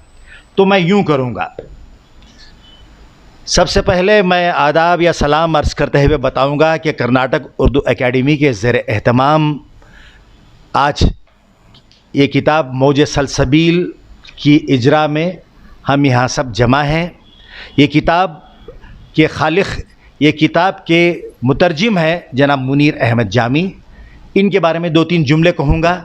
मुनीर अहमद जामी कर्नाटक के मोतबर शोरा में से हैं और हर सिनफ़े सुखन में, शायरी में उन्होंने तजुर्बे किए हैं। और तक़दीसी अदब जिसको कहते हैं, वो अदब जिसमें हमारा दीन हो, दीनी अफ़कार हो, कुरान करीम हो, नबी करीम का उसवा हसना हो, औलिया कराम का तस्करा हो, सहाबी रसूल का तस्करा हो, खुलफाए राशिदीन का तस्करा हो, अकाबिरीन मिल्लत का तस्करा हो, ये तमाम चीज़ों को कुल मिलाकर तक़दीसी अदब, उसमें ये नुमाया नाम है ना। और ये किताब इन्होंने अपना नाम रखा है, इनका नाम मुनीर अहमद है, तक़ल्लुस जामी है, उन्होंने जामी अपना तक़ल्लुस रखा। इस किताब के जो फ़ारसी में लिखने वाले हैं उनके नाम से मंसूब है, उनका नाम है हज़रत मौलाना अब्दुल रहमान जामी। उनके क़साइद, उनके क़सीदे, मुनाजात और नातिया कलाम को उन्होंने किताबी शक्ल में पेश किया है। कैसा तर्जुमा है ये? नसरी नहीं बल्कि मंजूम है। अब इतनी बातें मैं कहता हूँ तो जो अहबाब बैठे हुए हैं जिनमें शऊर ज़िंदा है वो महसूस करेंगे कि हम वाकई बड़े अच्छे प्रोग्राम में आए हैं कि इतनी बड़ी शख्सियत के ऐसे कारनामे पर हम यहाँ उनको दाद देने हमारी मौजूदगी से यहाँ बैठे हैं। और किताब पे बात करने वाले कोई साहब हैं, उनके बारे में कुछ बताऊं, उनको दावत कलाम दूं, और कोई साहब बैठे हैं उनको उनके लेवल के हिसाब से, उनकी डिग्निटी के हिसाब से मैं उनको पेश करूं। फिर उसके बाद कोई सदारत कर रहे हैं, उनको सदारती कलिमात के लिए मैं बुलाऊं। शुक्रिया कोई करने वाले होंगे उनको बुलाऊं। उससे पहले ये किताब के लिखने वाले की खिदमत में कोई तहनीत पेश की जाएगी, है ना, उन्हें कुछ गुलदस्ता दिया जाएगा, कोई शाल उन्हें पहनाया जाएगा, उसका मैं ऐलान करूं। और सारे प्रोग्राम के दरमियान की प्रोग्राम की नौइयत ऐसी होगी कि यहाँ अदब का ख़ास ख्याल रखा जाएगा, महज़्ज़ब तरीक़े से प्रोग्राम को चलाया जाएगा। ये चीज़ें मेरी नज़र में ज़रूरी होनी चाहिए। समझ गए ना आप?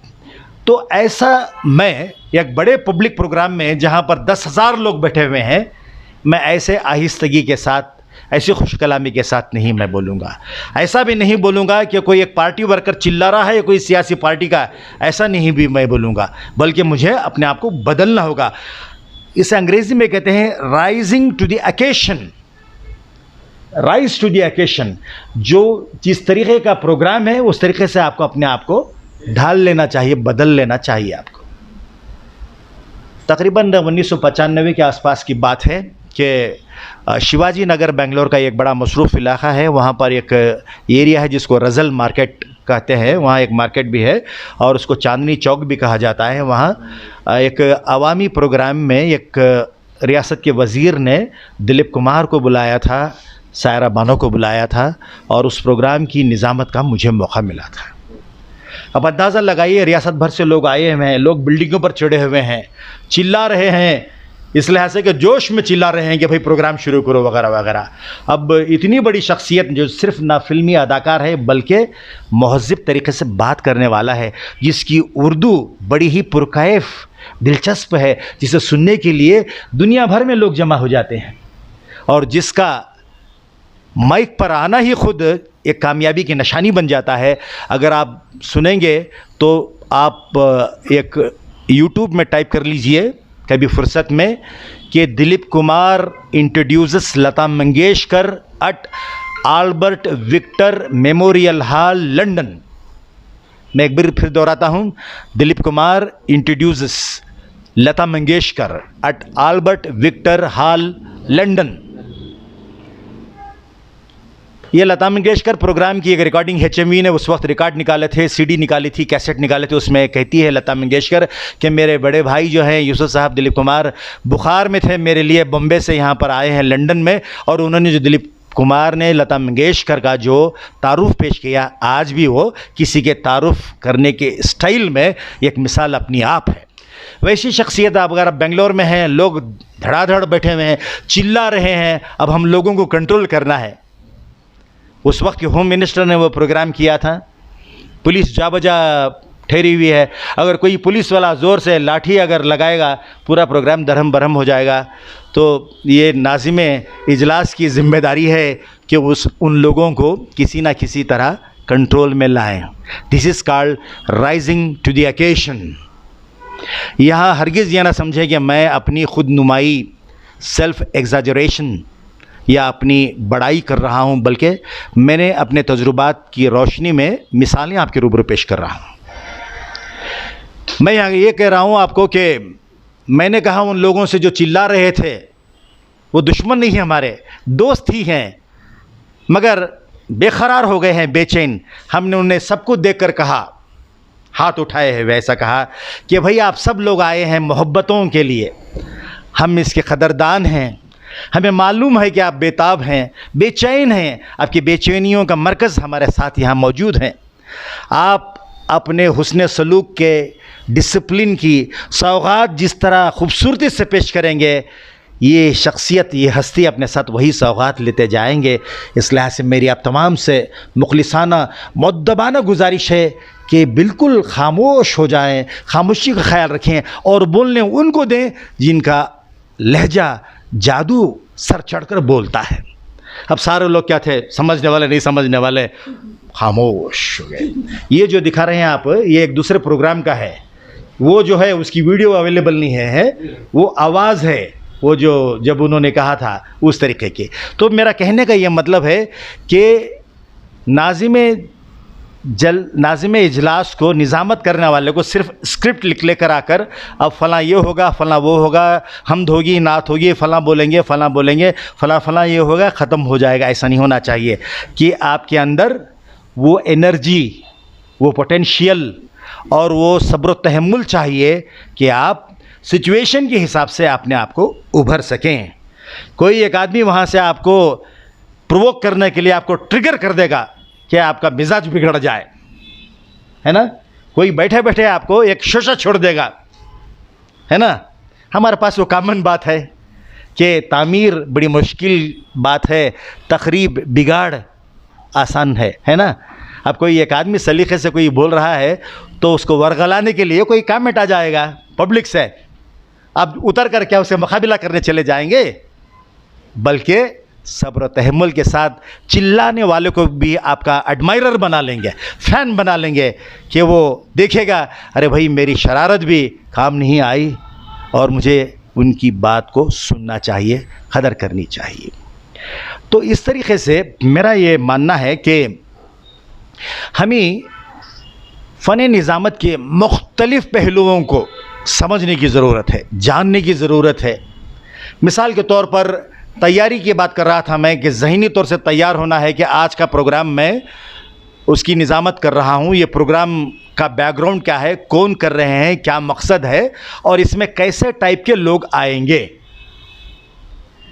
मैंने एक बड़े मशहूर प्रोफेसर को देखा कि ऑडियंस में लोग 100 थे, प्रोग्राम होते होते जब उनकी बारी आई तो 10 हो गए, मगर उनके बोलने के जो जज्बा था, जोश था, उसमें कोई कमी नहीं आई। मैंने उनको एक मर्तबा ऐसा गैर रस्मी तौर पे पूछ लिया, आपकी ये अदा मुझे बहुत अच्छी लगती है मगर मेरे पास वो मादा नहीं है, मैं खो देता हूँ वो टेम्पर और वो मेरे पास जोश कम हो जाता है, वलवला कम हो जाता है कि 5 लोग बैठे हैं तो मैं अपनी पूरी तमाम तरह एनर्जीज़ को 5% कर लेता हूँ, 95% माइनस कर लेता हूँ। वो बता रहे थे कि 100 रहे, 1000 रहे, 1 लाख रहे, 5 रहे, 10 रहे, वही बातें होंगी जो आपको सुनानी होगी। तो क्यों ना आप अपना वही इश्तियाक बरकरार रखें।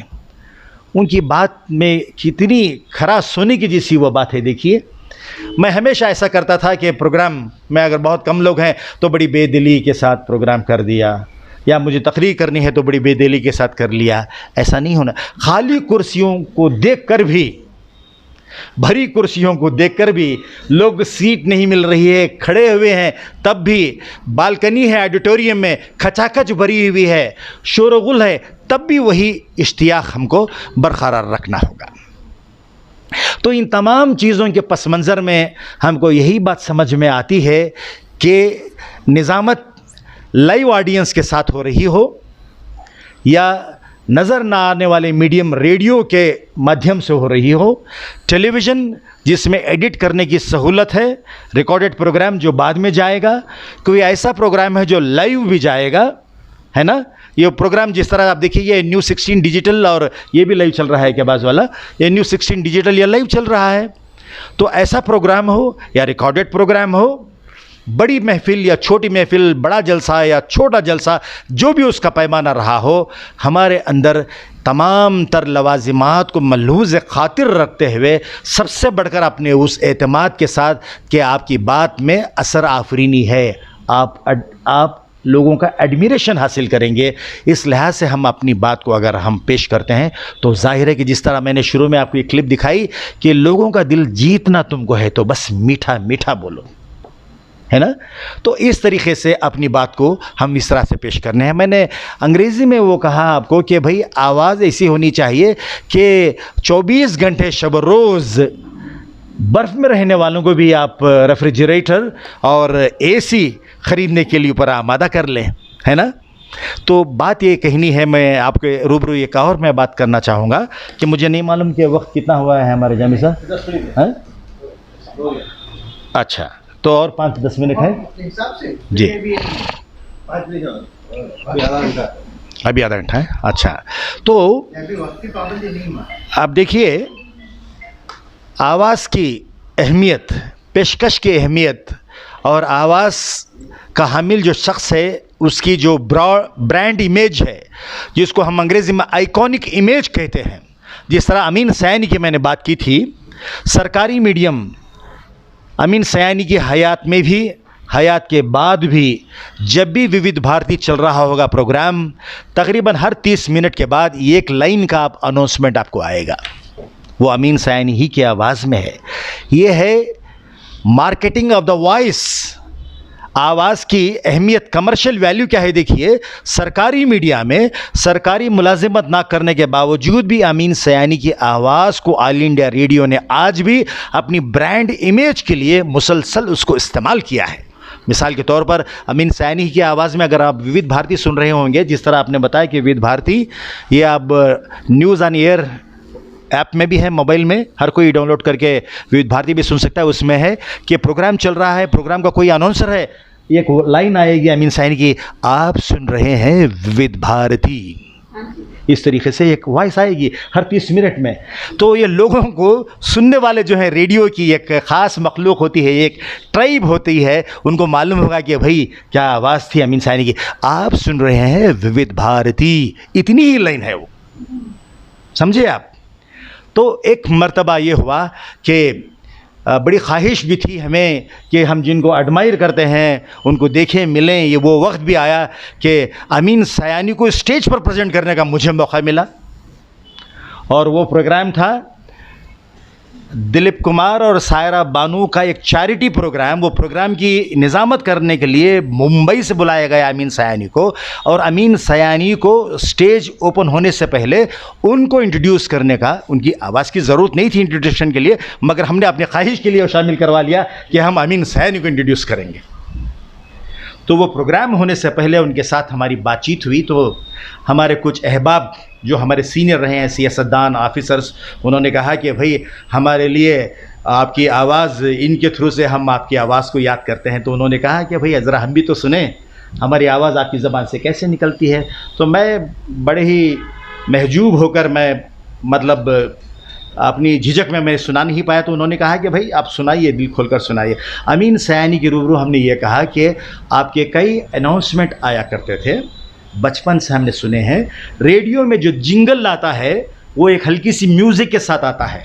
मैं आपको बताऊं, एक मशहूर जिंगल आर्टिस्ट रहा है हिंदुस्तान में, जिसका नाम पहले दिलीप कुमार था, बाद में वह अल्लाह रखा रहमान हो गया मुशर्रफ बा इस्लाम होने के बाद। पहले उसका क्या काम था? रेडियो के जिंगल्स बनाना। इसी तरह अमीन सयानी के जिंगल्स रेडियो में, रेडियो सिलोन में, ऑल इंडिया रेडियो में और कई अलग अलग रेडियो में आया करते थे।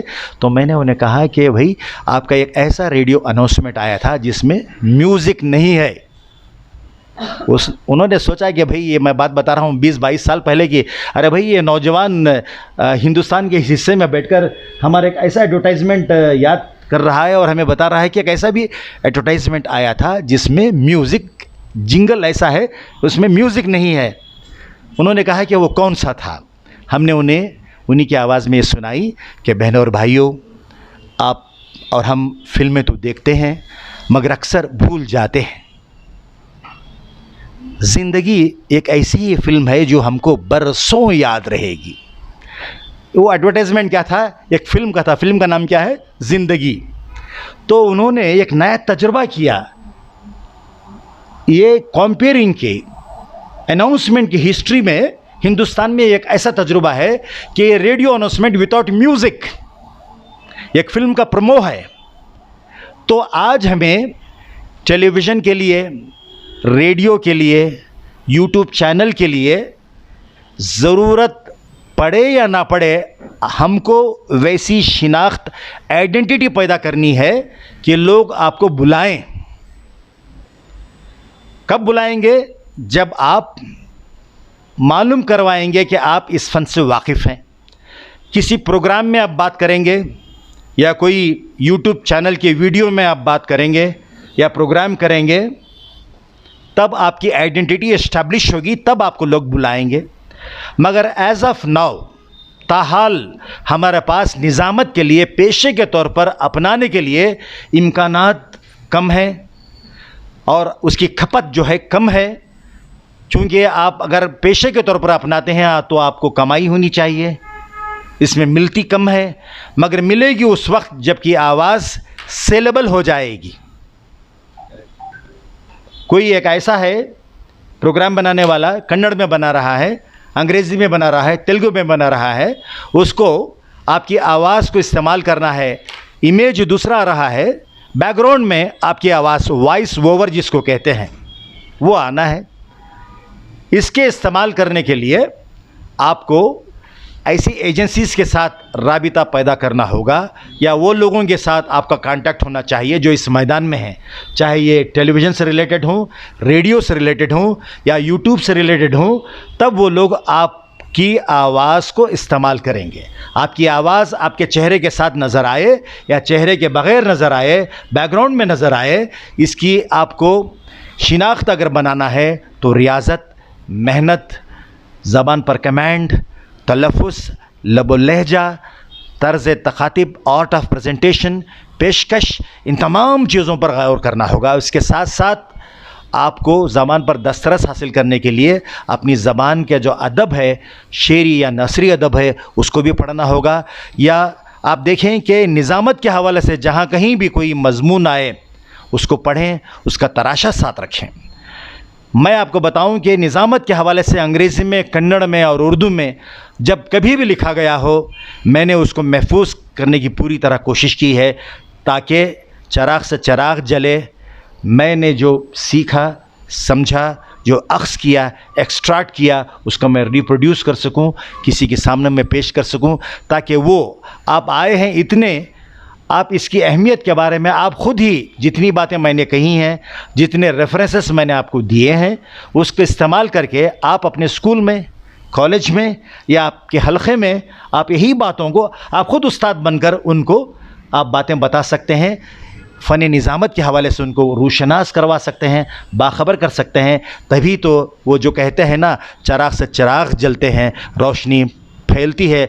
मालूमात का ख़जाना जो है खुशबू की तरह हर सू फैलता है और हमारी मालूमात में बेशक इजाफ़ा होगा, बरकतें हमें नसीब होंगी और हमें और मज़ीद तरक्की और मौक़े नसीब होंगे। मैं बेहद शुक्रगुज़ार हूँ जनाब मुनीर अहमद जामी साहब का, जो नौ आमूज़ जो अहबाब हैं, चाहे वो नसर, शायरी और निज़ामत, जो आम तौर पर इसको बड़ा ही ड्राई और कठिन इसको सब्जेक्ट समझा जाता है, इस पर मुझे मेरे एक कमतर मालूमात को आपके साथ शेयर करने का मुझे मौका फ़राहम करवाया और मैं ख़ुसूसी तौर पर कर्नाटक उर्दू एकेडमी का भी शुक्रगुज़ार हूँ कि मुझे इस प्रोजेक्ट का एक हिस्सा बनने का मौका मिला। आप सब ने मुझे, मैं ये मानकर चलता हूँ कि आपने दोनों कानों से मेरी बातें सुनी हैं और एक हद तक के दोनों कानों के दरमियान हाफिज़े में महफूज भी कर ली हैं और चिराग से चिराग जलाने की बात को आप अमली तौर पर इसको फॉलो भी करेंगे और ये बातें मज़ीद तौर पर पहुँचाएँगे। हमारी ये कोशिश रहेगी कि इंशाअल्लाह फ़न निज़ामत पर कोई इस तरह का हम अपने तौर से काम करें। और यहाँ मैं एक स्क्रीन पे मेरी बात ख़त्म होने के बाद हमारे इरफान एक अमीन सयानी पे उनके इंतकाल पर मैंने एक मज़मून लिखा था, उसकी क्लिप भी आपको दिखाएंगे। आप चाहे तो उनसे वो मज़मून भी मैंने उनको व्हाट्सएप पे किया हुआ है, आप देख सकते हैं कि अमीन सयानी को मैंने इस कॉन्टेक्स्ट में देखा था कि उनकी आवाज़ में जो बहनों और भाइयों, उनका जो तर्ज़ कलाम था, इसमें अपनापन हमें नज़र आता है। ये देखिए, ये एक अखबार दिल्ली का है, उसका ये तराशा है, अपनापन की वो आवाज़ याद आती रहेगी। अमीन सयानी के हवाले से ये मज़मून है। मैंने निज़ामत के हवाले से भी इसमें ज़िम्नन कुछ चीज़ें लिखी हैं। अमीन सयानी का कंट्रीब्यूशन भी लिखा है, आप ये देखें। और मैंने एक 6-7 वीडियोस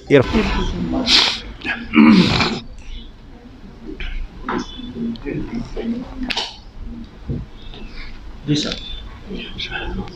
तमाम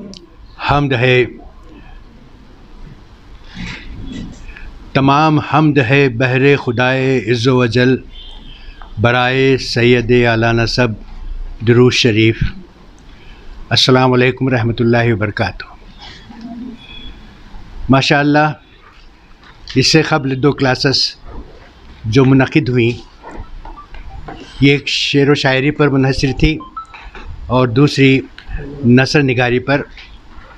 दोनों क्लासेस बड़ी कामयाब और उम्मीद अफ़ज़ा साबित हुई। इसमें आप नौजवान क़लमकारों का ताउन रहा, जिससे हमें तक़वियत हासिल हुई और हम इस सिलसिले को जारी रखने में कोशां हैं। आज की ये क्लास फ़न निज़ामत पर मबनी है। फ़न निज़ामत ये भी एक फ़न है। किसी भी मुशायरे की कामयाबी एक अनाउंसर के हाथ में हुआ करती है। जिस तरह वो जलसे का नज़्म ज़ब्त बरक़रार रखता है, उस पर दारोमदार करता है एक किसी जलसे का कामयाब होना। ये कोई फ़न ऐसा नहीं कि जो आसानी से हर कोई निभा सके। इसके लिए भी मशक्क़त, मेहनत और इसके उसूल व ज़वाबित का जानना निहायत ज़रूरी होता है। ऐसा नहीं कि हर कोई आए और हर कोई हर जलसे की नज़ामत करने बैठे।